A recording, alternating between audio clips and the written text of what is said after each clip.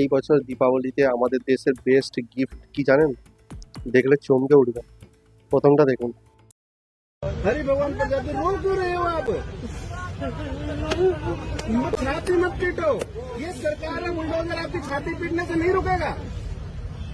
रुकना हो আমাদের দেশের রাজধানী বিজেপি শাসক দিল্লিতে 6 মাসের মধ্যে 3,000-এর বেশি ঘরবাড়ি ধ্বংস করা হয়েছে, যার ফলে 27,000 মানুষ, যেটাকে বলা হয় ভিটে ছাড়া হয়েছে। বাংলায় একটা কথা আছে, সুখে থাকতে ভূতে কেলোয়। দিল্লিতে যখন আম আদমি পার্টি মানে কেজরিওয়ালের সরকার ছিল না, তখন তারা যখন 150 টাকা কেজি পেঁয়াজ হয়ে গিয়েছিল 50 টাকাতে দিয়েছিল, ইলেকট্রিসিটি 200 ইউনিট কম মানে ফ্রি করে দিয়েছিলেন। আর এখন সেই দিল্লিতে বিজেপি এসেছে, আর বিজেপি মানে আদানি আর আম্বানি আসা একই সমান, মানে নামে তো বিজেপি থাকে কিন্তু আদানি আর আম্বানি কন্ট্রোল করে। তো সেখানে 200 ইউনিট পুরো ফ্রিটা তুলে দিচ্ছে, আর কোনো জিনিস আর সস্তায় পাওয়া যাবে না।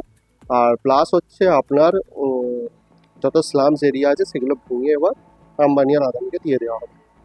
সেম আসামে হয়েছিল, মনে আছে? আসামে 3,000 বিঘা জমি দিচ্ছিল বলে ওখানকার হাইকোর্টের জাজ উনি চমকে উঠেছিলেন। Is this some kind of joke or what? 3,000 bighas allotted to a private company.